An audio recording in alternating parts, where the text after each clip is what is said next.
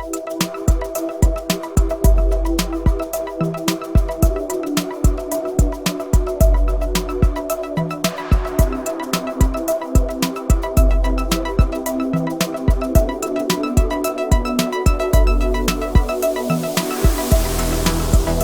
16 property plant and equipment. इसमें सबसे पहला सवाल ये है कि प्रॉपर्टी प्लांट एंड इक्विपमेंट होती क्या चीजें हैं। दूसरा पे क्वेश्चन ये आता है कि हमने किन किन चीजों को उसकी कॉस्ट में शामिल करना होता है। फिर तीसरा क्वेश्चन ये आता है इसमें कि हम उसको उसकी कॉस्ट को किस तरह रिड्यूस करते हैं। और चौथा क्वेश्चन ये होता है कि अगर हमने कोई इसमें फर्दर इन्वेस्टमेंट या फर्दर कोई कॉस्ट इनकर किए तो उसको हम किस तरह कैपिटलाइज करते हैं। और आखिर में फिर इवैल्यूएशन का भी हम इसको डिस्कस करेंगे। तो टोटल आई है 16 में ये 5 चीज़ें हैं जो मैंने आपको बताई हैं। ठीक है ना। फिक्स एसेट की डेफिनेशन मैं बता चुका हूँ। कोई भी ऐसी चीज़ जो इकोनॉमिक बेनिफिट जिससे आप जनरेट कर रहे हो और उसको 1 साल से ज़्यादा उसको टाइम लगे कैश कन्वर्जन में, वो आपका फिक्स एसेट होता है। और वो तमाम चीज़ें जो हम इस पर्पज़ के लिए ले रहे होते हैं फिक्स एसेट में शामिल होती हैं। ठीक है जी। Property plant and equipment. Property, plant, and equipments are tangible assets held by an entity for more than one accounting period for use in the production or supply of goods or services for rental to others or for administrative purpose. अच्छा, इसमें rental to others में अगर आप property ले रहे हैं तो उसका एक अलग आई है इससे। बाकी जो चीज़ें जैसे कार हो गया इस तरह की चीज़ों में तो वो इसी में शामिल होंगी। इसमें आप कोई गुड्स और सर्विसेज के लिए जैसे मैंने आपको बताया कि वो तमाम चीज़ें जो 1 साल से ज़्यादा आपकी उसका ड्यूरेशन हो और वो इकोनॉमिक बेनिफिट जनरेट करने के लिए आप उसको यूज़ कर रहे हैं तो वो आपका पीपीई में शामिल होगा। और इसके अलावा अगर कोई आप rental purpose other than property या एडमिनिस्ट्रेटिव पर्पस के लिए आप यूज़ कर रहे हैं, फॉर एग्जांपल ये एसी है, ये आपकी बिल्डिंग कोई एडमिनिस्ट्रेटिव पर्पस के लिए यूज़ हो रही है, कोई कार है, ये तमाम चीज़ें आपकी प्रॉपर्टी प्लांट एंड इक्विपमेंट की डेफिनेशन में एज पर IAS 16 शामिल की जाएंगी। अब इसमें कुछ और चीज़ें भी हैं। Carrying amount is the amount at which an asset is recognized after deducting any accumulated depreciation and accumulated impairment losses commonly known as book value। Carrying amount normally book value जिसको हम अपनी जबान में बोल रहे होते हैं उसका फार्मूला क्या है कि total cost minus accumulated depreciation minus accumulated impairment loss.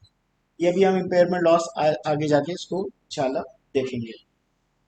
Cost क्या चीज होती है? Is the amount of cash और कैश इक्विवेलेंट पेड और the fair value of the other consideration given to acquire an asset at the time of its acquisition और construction. जो भी आपका उसमें फेयर वैल्यू के अगेंस्ट जो भी आप कंसिडरेशन दे रहे हैं और उसके अगेंस्ट आप एसेट एक्वायर कर रहे हैं वो आपकी कॉस्ट में इंक्लूड होगी। अब कॉस्ट में कौन कौन से आइटम होते हैं ये आगे जाके हम फर्दर डिटेल में सीखेंगे। Fair value fair value is the amount for which an asset could be exchange between knowledgeable willing parties in arm length transaction. An impairment loss. An impairment loss is the amount by which the carrying amount of an asset exceeds its recoverable amount. Carrying amount मैं आपको बता चुका हूँ क्या होती है, cost minus accumulated impairment loss. ये एक अमाउंट आ गया। और दूसरा ये अगर ये रिकवरेबल अमाउंट क्या होता है? यानी कि आप सेल कह लें या एक पहले रिकवरेबल को भी पढ़ लेते हैं ना, आगे से क्या आगे आ रही है। Recoverable amount is higher of an asset fair value less cost to sell and its value in use. The term of net selling price and value in use are defined in IAS 36। खैर ये छोड़ दें। IAS 2 में हमने एक चीज पढ़ी थी, NRV, याद है क्या था वो? क्या था वो? नहीं, NRV था क्या? हाँ, यानी कि वो वैल्यू कि अगर हम इस इन्वेंट्री को बेचने जाएं तो इसके कितने पैसे मिलेंगे और माइनस कर देंगे उसके अगेंस्ट जो हमने एक्सपेंसेस करने हैं तो वो NRV हमारी आ जाए। यहाँ पे ऑलमोस्ट वही कंसेप्ट है, आप देख लें रिकवरेबल अमाउंट में इस higher of asset fair value, यहाँ पे फेयर वैल्यू आ रही है और fair value less cost to sell, वही बिल्कुल कंसेप्ट है, ठीक है। And its value in use, value in use मैं आपको दूसरा बताऊंगा, या एक एडिशन चीज आ रही है वैल्यू इन यूज, वो आगे जाके मैं आपको बताऊंगा। तो हमारा रिकवरेबल अमाउंट क्या हो गया कि fair value less cost to sell and value in use, ये हमारी हो गई रिकवरेबल अमाउंट। अगर रिकवरेबल अमाउंट हमारी ऊपर, अब वापस ऊपर आ जाए, अब मैं दोबारा पढ़ता हूँ इम्पेयरमेंट लॉस की definition. An impairment loss is the amount by which the carrying amount of an asset exceeds its recoverable amount, carrying amount जो है वो ज्यादा हो जाए हमारी रिकवरेबल अमाउंट से, यानी वही वाला विच एवर इज लोअर वाला जो कंसेप्ट था, वही चीज हमारी, यानी कैरिंग अमाउंट हमारी ज्यादा आ गई, रिकवरेबल अमाउंट हमारी कम है, तो वो क्या होगी, इम्पेयरमेंट लॉस हो जाएगा, ठीक है। देखिए एक, अब रिकवरेबल अमाउंट समझ आ गया सर सही से समझ में नहीं आया। रिकवरेबल अमाउंट आपका, देखिए जो भी आपकी मार्केट प्राइस है, फेयर वैल्यू है, उसमें से आप माइनस करते हैं cost to sell of this asset, वो माइनस कर दें। और इसमें एक और कंसेप्ट आ जाएगा, या वैल्यू इन यूज, कभी कभी आपकी जो है वो value in use, value in use भी चले मैं बता देता हूँ आपको। कभी कभी ऐसा होता है कि एक ये क्लासरूम है, ठीक है, इस क्लासरूम में मुख्तलिफ किस्म के एसेट्स हैं, आपके चेयर्स हैं, ये फिक्स है कुछ, ये रूम बना हुआ है, ये फैंस हैं, ये एसी है, ये वाइट बोर्ड है, ये एलईडी लगी हुई है। तो हमने यहाँ पे ट्रीट किया है इस यूनिट, इस तमाम एसेट को एज ए वन यूनिट। अब अगर मैं इसके एज ए, ये तो बहुत सिंपल एग्जांपल है, हम इसको अलग भी कर सकते हैं, लेकिन कहीं कहीं पे इसकी कॉम्प्लिकेशन होती है कि वो वन यूनिट जो है ना, उसको हमें अलग से उसकी फेयर वैल्यू हम डिटरमिन नहीं कर पाते, तो उसको कहते हैं वैल्यू इन यूज, यानी आप उस एसेट से कितना प्रॉफिट कमाएंगे फ्यूचर में, फ्यूचर में अगर 10 साल उसकी लाइफ है तो 10 साल में आप उसका कितना प्रॉफिट कमाएंगे। सपोज एक पहले साल आप 1000, दूसरे साल, पहले 5 साल आप 1000 कमाएंगे और अगले 5 साल 500 कमाएंगे, तो टोटल कितना प्रॉफिट होगा, 750। 750 आपकी आ गई value in use. Value in use वहां पे काउंट की जाती है जहां पे अगर हम एसेट को अलग अलग वैल्यू ना कर सकें, उसकी कैरिंग, उसका जो है हम फेयर वैल्यू नहीं निकाल पाए, तो हम उसको एज ए यूनिट ट्रीट करके और वैल्यू इन उसके निकाल के हम वहां से भी उसको देख सकते हैं, ठीक है ना। तो इम्पेयरमेंट लॉस वहां पे क्या हो जाएगा, कैरिंग अमाउंट अगर ज्यादा है और वैल्यू इन यूज कम है, तो वो हमारा इम्पेयरमेंट लॉस हो जाएगा, ठीक है। समझ आ गया सबको value in use. The residual value of an asset is the estimated amount, estimated amount में हमने क्या पढ़ा था, कुछ याद है एस्टिमेटेड अमाउंट, कहाँ एस्टिमेट करते हैं, ये शुरू में पढ़ा था और हमने IS 1 में और IS 8 में भी पढ़ा था, IS 8 में भी पढ़ा था, जिसमें हम वो सारा एस्टीमेट और वो सब हम कर रहे होते हैं, और एस्टीमेट हमारे अगर एरर हो जाए तो उसमें हम क्या कर रहे होते हैं, कहाँ पे लेके जा रहे होते हैं उसकी टोटल डिफरेंस, PNL में, करंट पीरियड में, ठीक है ना। प्रोस्पेक्टिवली हम लेके जा रहे होते हैं, और बाकी दो में पॉलिसी में चेंज हो, या हमारा तीसरा क्या था, पॉलिसी में चेंज हो, एक एस्टीमेट में, और एरर, तो हम उसको रेस्टो प्रोस्पेक्टिवली हम उसको लेके जा रहे होते हैं, यानी हम उसका रिटेन अर्निंग 2 साल का पूरा चेंज कर रहे होते हैं, और उसकी जरूरत होती है तो 3 कॉलम बैलेंस शीट भी उसकी, स्टेटमेंट ऑफ फाइनेंशियल पोजीशन, और वो तमाम आइटम हम दिखा रहे होते हैं नोट्स में, और ऊपर लिखते हैं रीस्टेटेड, ठीक है। तो थोड़ा सा मैं आपको रिवाइज भी करते रहता हूँ। तो ये होता है एस्टीमेट, तो अगर एस्टीमेट में हमारा एरर हो जाए तो हम कहाँ पे लेके जाएंगे, करंट पीरियड में। तो residual value of an asset is the estimated amount that an entity would currently obtain from disposal of assets after deducting the estimated cost of disposal if the asset were already of the age and in the condition expected at the end of its useful life, यानी कि इसको in simple word में कि जब ये asset expire हो जाएगा तो इसका सेल आप कितने में कर सकते हैं, या कबाड़ वैल्यू जिसको हम अपनी लोकल लैंग्वेज में कहते हैं स्क्रैप वैल्यू, इसका दूसरा नाम स्क्रैप वैल्यू भी, उसको हम कहते हैं रेजिडुअल वैल्यू। ठीक है जी। उसके बाद है यूजफुल लाइफ। यूजफुल लाइफ ये हम पढ़ भी चुके हैं, मैं दोबारा बता देता हूँ। Useful life the period over which an asset is expected to be available for use by the entity. कोई पीरियड है आपका एसेट का, या द नंबर ऑफ प्रोडक्शन और similar unit expected to be obtain from the asset by an entity. जो भी आपका units जितने हैं, कहीं पे यूनिट्स होते हैं, कहीं पे आवर्स होते हैं, कि जी आपकी ये मशीनरी है, ये आपके 5 लाख यूनिट्स बना देगी, तो आप उसको डेप्रिशिएट कर रहे होते हैं 5 लाख यूनिट्स पे, पर यूनिट कॉस्ट निकाल लेते हैं, और जितने यूनिट्स आप प्रोडक्शन कर रहे होते हैं आप उसी हिसाब से उसको क्या कर रहे होते हैं, डेप्रिशिएट कर रहे होते हैं। ठीक है। तो ये होती है हमारी यूजफुल लाइफ। ये हमारा ईयर्स में भी हो सकती है, और ये हमारी उसमें भी हो सकती है, प्रोडक्शन या तो प्रोडक्शन यूनिट्स या आवर्स या सिमिलर, इससे कोई मिलता है।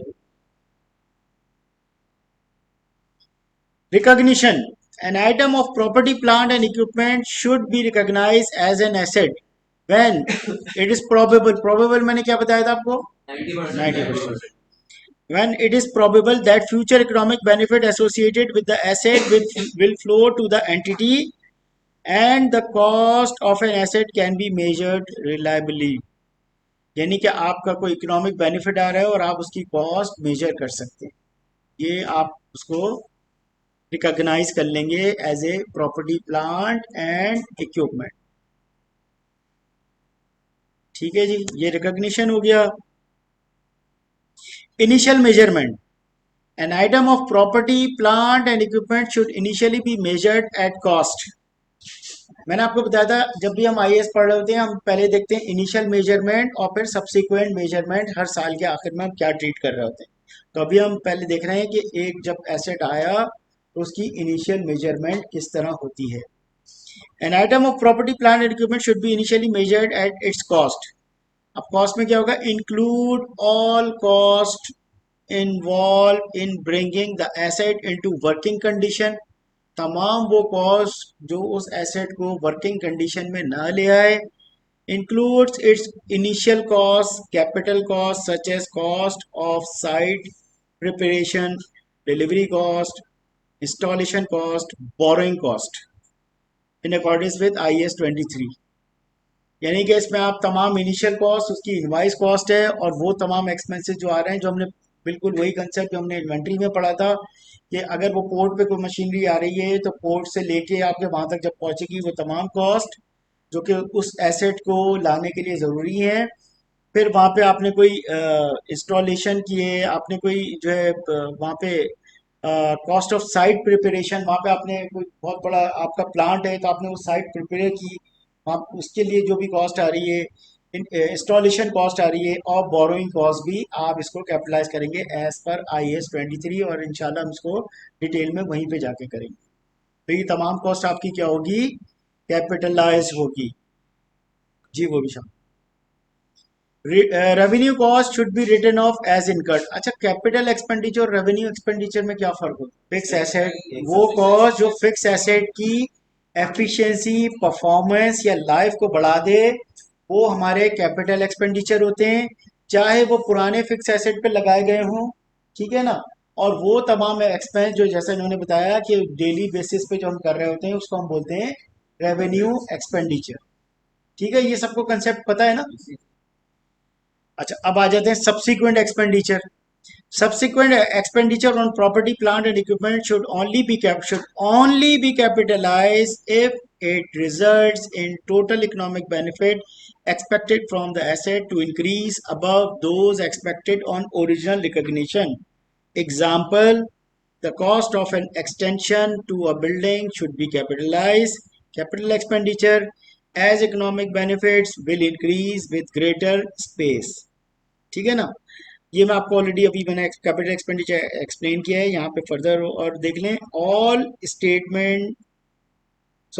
Other subsequent expenditure should be recognised in the income statement because it merely maintains the economic benefits originally expected. Example: cost of general repairs should be written off immediately ये तमाम हमारे revenue expenditure होंगे। यानी अगर आपने एक loom कोई purchase की है जो कि कपड़ा बुनती है, और आपकी वो लूम लगी हुई है और आपने उस पे आके कोई इस तरह की इन्वेस्टमेंट की जिससे उसकी लूम की परफॉर्मेंस बढ़ गई है, कोई ऐसा पुर्जा लगा दिया जिससे उसकी स्पीड बढ़ गई है, तो वो आप कैपिटलाइज करेंगे। लेकिन अगर आप उसके लिए ऑयल यूज़ कर रहे हैं या बिजली उसके लिए यूज़ हो रही है या उसके लिए कोई ऐसे पार्ट्स हैं छोटे छोटे जो कुछ अरसे बाद घिस जाते हैं या कुछ इस तरह का डैमेज हो जाते हैं, तो आपको फ्रीक्वेंटली करना है, तो वो तमाम आप उसको as a revenue expenditure treat करेंगे।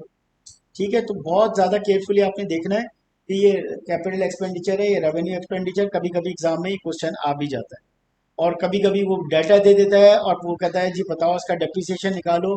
तो डेप्रिसिएशन निकालने के लिए आपको जब तक कॉस्ट आप सही नहीं निकालेंगे तो आप उसका डेप्रिसिएशन नहीं निकाल सकते। अगर आप रेवेन्यू एक्सपेंडिचर को कैपेक्स में शामिल कर लेंगे और या कैपेक्स को मिस कर देंगे तो आपका डेप्रिसिएशन भी मिस हो जाएगा। अब आपका सवाल कि cost of self constructed asset, एक तो भाई हम एसेट ले रहे हैं, एक एसेट हम बना भी तो सकते हैं ना। हमने उस कल पढ़ी थी कुछ इंटेंजिबल एसेट्स की एग्जांपल, जैसे हम ईआरपी वगैरह डेवलप कर रहे थे, क्वेश्चन भी हमने किया था। हम बात कर रहे हैं यहाँ टेंजिबल एसेट्स की। टेंजिबल एसेट्स में हम क्या बना सकते हैं? 99% यही चांस है कि हम कोई कंस्ट्रक्शन कर रहे होंगे बिल्डिंग की। ठीक है ना। अब उसके लिए क्या होता है, आईएएस ने रखा है, मैं बताता हूँ उसके लिए क्या होता है। वो क्या होता है? The cost of a self constructed asset is determined using the same principle as of an acquired asset. If an entity makes similar asset for sale in the normal course of business, the cost of asset is usually the same as the cost of construction an asset for sale. The cost of abnormal amount of wasted material, labor, and other resources incurred in self-constructing an asset is not included in the cost of asset। यानी कि ये कह रहे हैं कि जैसे आप asset purchase करने के जो लॉजिक लगा रहे हो, वही लॉजिक यहाँ पे लगाओगे कि क्या वो चीज़ एसेट को बनाने के लिए, कंस्ट्रक्शन के लिए ज़रूरी है। अगर हाँ, तो आप उसको कैपेक्स का पार्ट, उसको पार्ट ऑफ कॉस्ट ले लेंगे। अगर ना, तो आप उसको हटा देंगे। आगे उसने फर्दर क्लैरिफिकेशन दे दी कि जब भी कोई चीज़ हो रही होती है तो उसका एक होता है नॉर्मल लॉस और एक होता है एब नॉर्मल लॉस। तो नॉर्मल लॉस जो है वो तो आप उसको पार्ट ऑफ कॉस्ट डाल देंगे, लेकिन एब normal cost, part of cost आप नहीं डालेंगे। और इसमें कितने कंपोनेंट आ जाएंगे? थोड़ा सा एम ए किस सबने पढ़ लिया ना मेरे ख्याल से, जी sir. M A management accounting.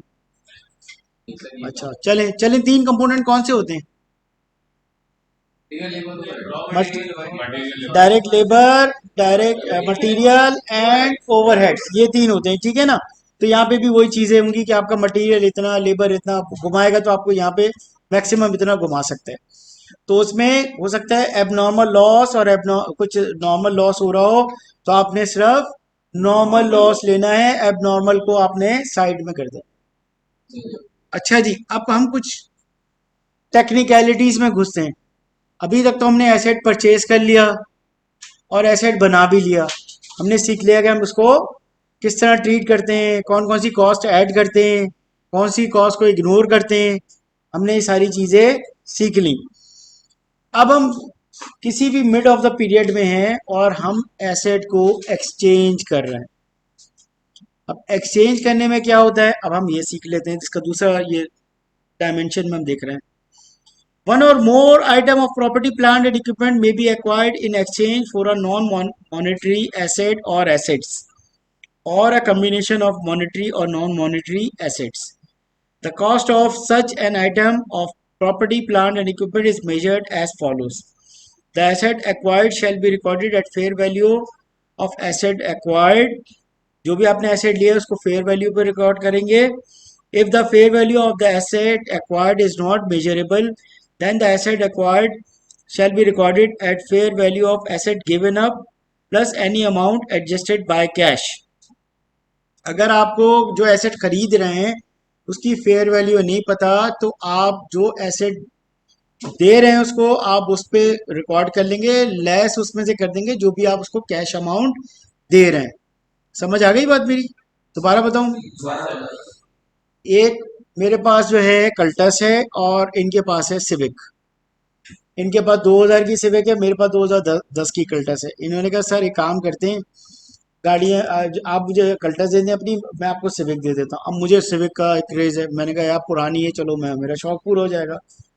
मैंने कहा यार लेकिन तुम्हारी बहुत पुरानी गाड़ी है, तो थोड़ा सा तुम मुझे कुछ वो दो। इन्होंने कहा सर आप ठीक है, 2 लाख रुपए आप मुझसे कैश ले लें और आप मुझसे कल्टस ले लें।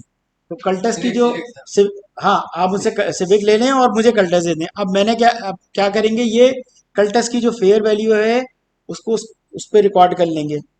लेकिन मालूम हो मेरे पास जो है एक बहुत ही पुरानी एंटीक गाड़ी पड़ी हुई है जिसकी कोई फेयर वैल्यू ही नहीं है। बहुत ही वो फॉक्सी पड़ी हुई है कोई 1956 की। लेकिन अब इनको शौक है पुरानी गाड़ियों का। इन्होंने कहा सर मुझे आप ये गाड़ी बस चाहिए। ठीक है ना, बहुत सारे होते हैं शराट के क्रेज होते हैं, कहते हैं शराट मिल जाएगा इसे हम उसको बना लेंगे। अब इन्होंने कहा जी वो गाड़ी चाहिए। मैंने कहा भाई ठीक है, ले लो आप मुझसे गाड़ी, और आप मेरी वो ले लें, सिविक ले लें। मैंने इनकी गाड़ी सिविक ले ली, इन्होंने वो ले ली फॉक्सी। अब उसकी कोई है ही नहीं वैल्यू, वो तो आप ढूंढने भी जाए नहीं मिलेगा। तो क्या करेंगे, जो इनकी सिविक की वैल्यू होगी उस पे ये उसको रिकॉर्ड कर लेंगे। आगे मैंने कहा यार ये तो बंदा फंस गया, मैं इसको लूटूं जरा। मैंने कहा भाई ठीक है, मेरी गाड़ी तो बहुत एंटीक है, मैंने तो उसको बड़ा प्यार से रखा हुआ है, मैं ऐसे नहीं आपको दूंगा। आपकी गाड़ी भी लूंगा, 5 लाख भी लूंगा। अब ये हैं भाई पुरानी गाड़ियों के शौकीन, इन्होंने कहा ठीक है सर आप 5 लाख भी ले लें, गाड़ी भी ले लें। तो इन्होंने क्या करा, इन्होंने अपनी गाड़ी में से 5 लाख माइनस करे जो भी वैल्यू थी, और जो नेट अमाउंट आया उस पे इन्होंने उसको रिकॉर्ड कर।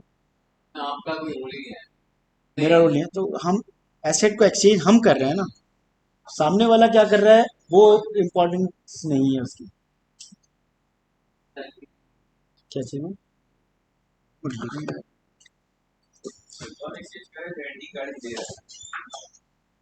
जो ले रहे हैं एंटी गाड़ी, जो ले रहे हैं, ठीक है ना। इसी तरह हमारे एसेट में भी सिचुएशन आ सकते हैं। तो दूसरी सिचुएशन ये, तीसरी क्या है? एंटी गाड़ी लेगी जो डोला या जो दूसरी गाड़ी दे रहा है और उसके साथ 5 लाख भी दे रहा हाँ, है, कैश को वो कैसे एक्सेस करेगा? कैश को माइनस कर देगा ना, ऐड कर देगा, बल्कि सॉरी ऐड कर देगा कैश को, गाड़ी की फेयर वैल्यू और एसेट को ऐड कर देगा वो।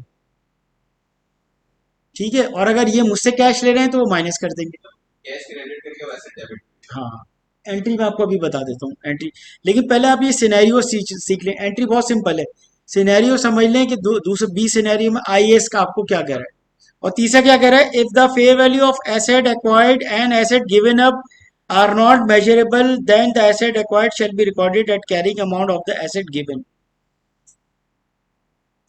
दोनों की आपको वैल्यू नहीं पता, दोनों इनको मिली थी गाड़ी तोहफे में, या चले, या एक गाड़ी इनको इनके पास थी, अब ससुराल से मिली थी। हाँ, तो अब क्या करेंगे ना, गाड़ी लेने जो ये एक्सचेंज कर रहे हैं उसकी वैल्यू पता है, और ना ही इनको अपनी गाड़ी की वैल्यू पता है। तो ये क्या करेंगे, उसकी जो कैरिंग अमाउंट है उसको उससे रिकॉर्ड करेंगे। कैरिंग अमाउंट तो कोई ना कोई होगी ना, फेयर वैल्यू नहीं पता लेकिन कैरिंग अमाउंट तो होगी ना, तो कैरिंग अमाउंट पे उसको रिकॉर्ड करें।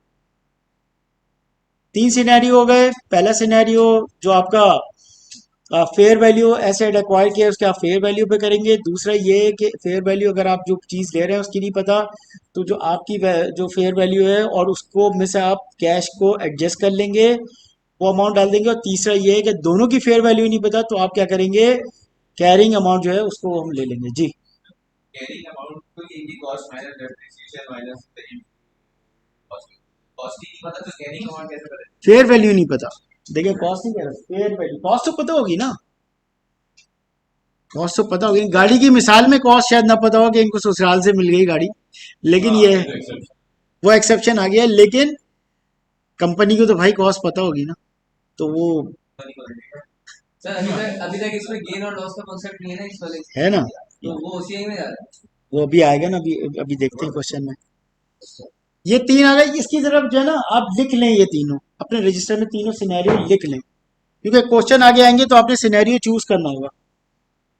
और थोड़ा सा टेक्निकल एरिया यही है इस पूरे आईएएस में, तो लिख लें, इसको लिख लेंगे ना एक दफा अपने हाथों से, तो इंशाल्लाह आप लोग भूलेंगे नहीं।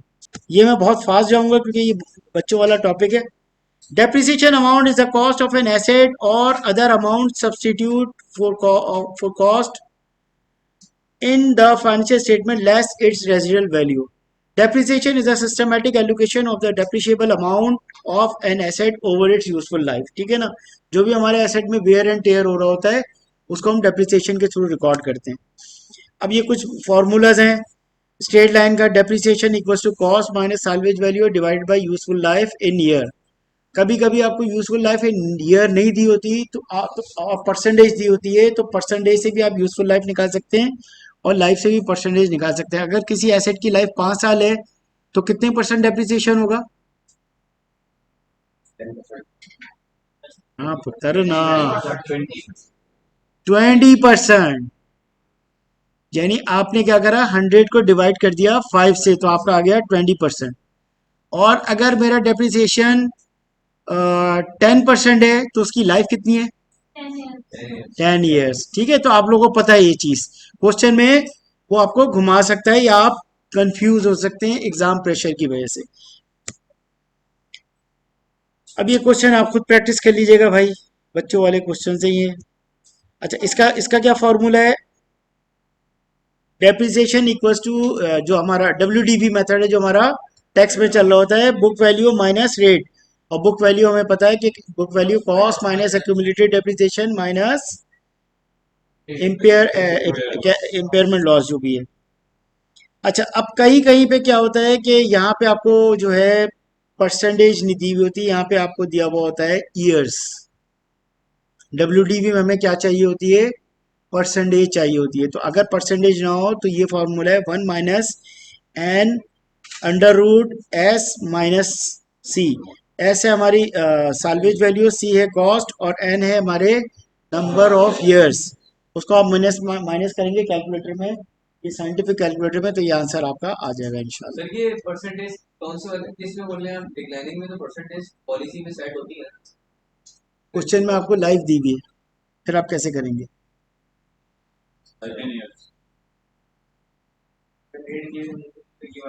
ये वाले फॉर्मूले से आप रेट निकाल लें. जी, रेट लाना पड़ेगा. ठीक है, as is salvage value divide by C equals to cost. ये आगे क्वेश्चन दिया हुआ है, आप इसको प्रैक्टिस कर लीजिएगा. इसके अलावा और बहुत सारे फार्मूले होते हैं. सम ऑफ योर डिजिट मेथड होता है. इसके अलावा आपका सम ऑफ योर डिजिट का क्या फार्मूला होता है? अगर आपके हैं 5 साल तो किस तरह करते हैं? 1 + 2 + 3 + 4 + 5 कितने हो गए? 15. तो पहले साल आप 15 डिवाइड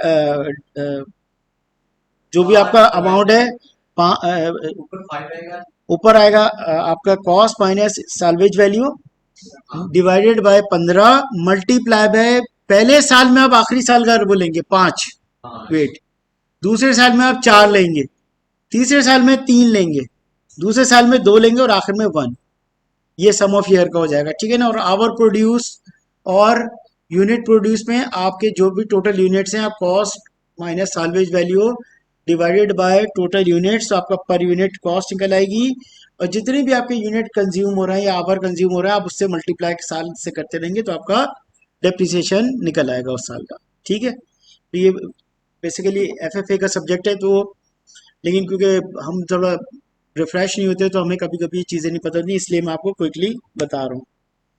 अच्छा, depreciation must be charged from the date of asset is available for the use, that is it is capable of operating in manner intended by the management. This may be earlier than the date it is actually brought into use. For example, when staff need to be trained to use it. Depreciation is continued even if asset is idle. ये वाली condition सिर्फ units या our produce में नहीं होगी. वहां अगर आपके यूनिट्स बनेंगे तो आप डेप्रिसिएशन डालेंगे, अदरवाइज डेप्रिसिएशन आपका लगता रहेगा. जैसे कि आप अगर आप आवर प्रोड्यूस रेट निकाल रहे हैं या यूनिट प्रोड्यूस का फॉर्मूला आप लगा रहे हैं, तो अगर आपके यूनिट्स नहीं बन रहे तो उस पर सिर्फ डेप्रिसिएशन नहीं लगेगा, बाकी तमाम पे आपका डेप्रिसिएशन लगेगा. एक चीज़ और आपको बता दूं, हो सकता है एग्जामिनर आपको घुमा दे कि कुछ कंपनी की पॉलिसी होती है full depreciation is charge on the year of purchase and no depreciation is charged on the year of sale. या वाइस वर्सा, यानी कि जिसमें आपने एसेट खरीदा, चाहे आपने 31 तारीख को एसेट खरीदा, 31 दिसंबर को, एक दिन के लिए खरीदा है, लेकिन आपकी पॉलिसी आप पूरे साल का डेप्रिसिएशन डालेंगे। और अगर आपकी पॉलिसी है कि आप सेल आपने 31 दिसंबर को किया है तो पूरे साल का डेप्रिसिएशन लगना चाहिए, लेकिन आप उसका नहीं लगाएंगे। एंड वाइस वर्सा, इसका उल्टा भी हो सकता है। तो हो सकता है एग्जामिनर आपको घुमा दे, तो आपको इसलिए बता रहा हूँ कि ये इंशाल्लाह बात आपको कहीं ना कहीं याद आ जाएगी मेरी। Change in depreciation method. A change from one method of providing depreciation to another is permissible only on the ground that the new method will give a fairer presentation of the result and the financial position. Does not constitute a change in accounting policy. ये हमें पता है, पढ़ चुके हैं कि हम depreciation का मेथड चेंज कर चुके हैं और ये अकाउंटिंग पॉलिसी चेंज नहीं होती। इस change in the accounting estimate, ये अकाउंटिंग एस्टीमेट में आता है। The carrying amount should be written off over the remaining useful life commencing with the period in which the change is made. ये हमें question भी कर चुके हैं कि जो रिमेनिंग लाइफ है उस पर हम उसको स्प्लिट कर देंगे। ठीक है जी। Review and useful life and residual value. Useful life and residual value should be reviewed at the end of each reporting period and revised if expectations are significantly different from the previous estimate. आपने हर साल depreciation का method, उसकी life, इसके estimates तमाम आपने उसको evaluate करने हैं। ये कौन सा आईएएस कहता है हमें? आईएएस 16 तो कहता है, ये हमने अभी भी तो पढ़ा है कहीं। आईएएस 8 जो हमने वहां पढ़ा था, चेंज इन एस्टीमेट्स। ठीक है। The carrying amount of the asset at the date of revision less any residual value should be depreciated over the revise remaining life, ये हम पढ़ चुके हैं। Separate component of assets. A complex asset is an asset that may be thought as having separate component with a single asset. Example, an engine with a piece of plant. Each separate part of the asset should be depreciated over their useful life. अब होता ये है कि कुछ हमारे एक component के, जो मैंने आपको शुरू में बात बताई थी, जैसे कि इंजन जहाज में लग रहा है, तो वो इंजन बहुत सारी चीजें उसमें लग रही हैं, बट उसको हम एक सेपरेट यूनिट कंसिडर कर रहे हैं। तो उसमें हम क्या करते हैं, पहले तो ये समझ लें कि सेपरेट कंपोनेंट क्या होते हैं। ये अब हम आ रहे हैं जो दूसरा हमारा कंसेप्ट था, major inspection and overhauling cost. Inspection and overhauling cost are generally expense as they are incurred. They क्यों क्यों करते हैं हम ये? Inspection and overhauling cost are generally expense as they are incurred, क्योंकि ये हमारा कौन सा एक्सपेंडिचर है? रेवेन्यू एक्सपेंडिचर है। कैपिटल कैपिटलाइज कर देंगे ना। They are however capitalize as non sorry मोल्टा बोल गया। Inspection and overhauling costs are generally expense as they are incurred. They are, however, capitalized as a non-current asset to the extent that they satisfy the IAS rules for separate components. Where this is the case, they are then depreciated over their useful life. आपने वो तमाम capital expenditure add कर दिए और उसको separate unit बना के आपने उसको यूजफुल लाइफ पे उसके आपने उसको डेप्रिशिएट कर दिया। अब फॉर एग्जांपल आपने एक ब्रांच खोली है, एक बैंक है, उसने ब्रांच खोली वहाँ पे किसी दूसरे कंट्री, दुबई में ब्रांच खोली, उसको सिर्फ लाइसेंस ही 5 साल का मिला है। अब मुझे ये बताइए कि जो उसने एसेट खरीदे हैं, क्या वो एसेट 5 साल के होंगे? कंस्ट्रक्शन की उसने उसने एसी लिया, उसने वो लिया, उनकी लाइफ तो ज़्यादा होगी ना। लेकिन वो एक सेपरेट कंपोनेंट है, तो हम जितनी भी कॉस्ट आई है इस पे कैपिटल एक्सपेंडिचर के आइटम, हम उसको एक सेपरेट यूनिट ट्रीट करके 5 साल की लाइफ पे उसको डेप्रिशिएट कर देंगे। Method of valuation of asset. IAS 16 allows a choice of accounting treatment of property, plant and equipment, cost model and revaluation model. अब ये बिल्कुल नई चीज़ आप लोगों के लिए होगी। अभी तक हमने क्या सीखा भाई? हमने कॉस्ट सीख लिया, हमने क्या सीख लिया? एसेट खरीदते हुए कौन कौन सी कॉस्ट ऐड करनी चाहिए। इसके बाद हमने सीखा कि अगर कैपिटल एक्सपेंडिचर के बीच में आ रहा है तो कैपिटल एक्सपेंडिचर क्या होते हैं। फिर हमने देखा एक्सचेंज ऑफ एसेट्स को देख लिया। फिर हमने देख लिया कि उससे पहले हमने देखा कि अगर हम खुद कंस्ट्रक्ट कर रहे हैं एसेट तो क्या होता है। फिर हमने डेप्रिसिएशन देखा कि डेप्रिसिएशन के कौन से मेथड होते हैं, उसको डेप्रिशिएट किस तरह करते हैं। अब बात ये आ रही है कि जी आप उसको ट्रीटमेंट क्या करते हैं, तो उसमें IAS 16 दो मेथड अलाउ करता है। एक होता है कॉस्ट मॉडल जो अभी तक हमने सीखा, और दूसरा होता है रीवैल्यूएशन मॉडल। कितने मॉडल होते हैं हमारे? दो method, cost model and revaluation model. अब हम थोड़ा सा और इसको एक्सप्लोर कर लेते हैं। कॉस्ट मॉडल में क्या होता है? Property plant and equipment should be valued at cost less accumulated depreciation. ये हमारा वही जो हमने सीखा था। और रिवैल्यूएशन मेथड में क्या होता है, ये हम पढ़ लेते हैं नई चीज। प्रॉपर्टी प्लांट एंड इक्विपमेंट में be carried at a revalued amount less any subsequent accumulated depreciation. Revalued amount less any subsequent depreciation, यानी अब कॉस्ट नहीं आएगी, अब रीवैल्यूड अमाउंट होगा। रीवैल्यूएशन हम कब करते हैं? हम देखते हैं यार कि हमारा एसेट या तो बिल्कुल ही फारिग है या बहुत ही ज़्यादा अप्रिशिएट है, ज़्यादा प्रॉपर्टीज में होता है, तो हम एक काम करते हैं, इसको रीवैल्यू करवा लेते हैं। अच्छा, if the revaluation alternative is adopted, two condition must be complied. अब आप अगर रिवैल्यूएशन मॉडल पे जा रहे हैं तो दो कंडीशंस होनी चाहिए। पहला क्या है? Revaluations must subsequently be made with sufficient regulatory to ensure that the carrying amount does not differ materially from the fair value at each reporting date। एक आपने ख्याल रखना है कि इतना ज़्यादा डिफरेंस ना हो कि मालूम हो कैरिंग वैल्यू आपकी 1 लाख आ रही है और आपने रीवैल्यूएशन उसकी लगा दी 10 मिलियन या 5 मिलियन।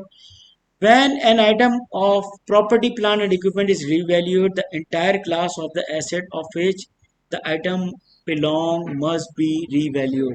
अगर आप बिल्डिंग लैंड एंड बिल्डिंग को आप रिवैल्यूएट कर रहे हैं, तो ये नहीं कि मालूम हुआ मेरी एक डिफेंस में जो प्रॉपर्टी है उसको तो मैं रिवैल्यूएट करा दूं, लेकिन जो मेरी हाईवे पे प्रॉपर्टी है उसको मैं रिवैल्यूएट नहीं कराऊं। आपको उस ग्रुप में जितने के जितने आइटम है आपको सबको रिवैल्यूएट कराना हो। ये IAS हमें 16 बाउंड करता है। ठीक है जी। अब यहाँ पे गेन और लॉस किस तरह बुक होता है? Revaluation gain are recorded in the revaluation reserve and reported as component of each comprehensive income either within the statement of comprehensive income or in the separate statement। Revaluation losses which represent an impairment are recognized in the income statement। अब इसमें rule ये है कि आपका revaluation gain हो रहा है तो आप उसको अदर कॉम्प्रिहेंसिव इनकम में लेके जाएंगे, लेकिन अगर इम्पेयरमेंट आप कर रहे हैं उस पर लॉस आ रहा है तो आप उसको इम्पेयरमेंट के थ्रू PNL में लेके जाएंगे। अब तो इसकी गलत है सर वैसे। ये गलत क्यों है? हाँ भाई, हमने जब एक प्रॉफिट हो कंसेप्ट, आप लेंगे तो वैसे तो खैर मेरी एक्सप्लेनेशन खत्म हो जाती है, लेकिन आइए क्योंकि IAS 16 ने कह दिया, लेकिन लॉजिकली जो उन्होंने सवाल किया था ना, लॉजिकली ये है कि हमने एक चीज़ पढ़ी थी कि हमारे शुरू में हमने पढ़ा था कि अगर हम जब एस्टिमेशन कर रहे होते हैं या हम अकाउंट्स बना रहे होते हैं तो एक्सपेंस को हम हायर साइड पे लेंगे और इनकम को कम साइड पे। तो ये लॉजिक यहाँ पे अप्लाई होता है। ठीक है भाई। Disposal of assets, the profit or loss on disposal of revalued non-current assets should be calculated as the difference between the net sale proceeds and the carrying amount. It should be accounted for in the income statement of the period in which the disposal occurred. The remainder of the revaluation reserves relating to this asset should now be transferred to retained earning। अगर आपने कोई asset dispose कर दिया है तो उसका तो हम देख चुके हैं वहाँ पे पीछे कि वहाँ पे हम एक्सचेंज कर रहे थे। एक्सचेंज में अगर एक्सचेंज ना हो, डिस्पोजल हो, तो हमारे पास कोई एसेट नहीं आ रहा होगा, हमारे पास क्या आ रहा होगा? सिर्फ कैश आ रहा होगा। कैश ही आ रहा होगा ना, एसेट तो हम ले नहीं, हम तो बेच रहे हैं, तो बेचते तो हमें क्या मिलता है? कैश मिलता है। तो कैश आ रहा होगा, तो वहां तो क्लियर है। लेकिन यहाँ पे क्या होगा? यहाँ पे रीवैल्यूएशन रिजर्व जो हमने पीछे देखा था, जो वो आ रहा था रीवैल्यूएशन रिजर्व, उसको हम डायरेक्ट रिटेन अर्निंग में ले जाएंगे अगर कोई बैलेंस मौजूद, और अगर हम एसेट को रीवैल्यूएशन मॉडल पे इसको बुक कर रहे हैं।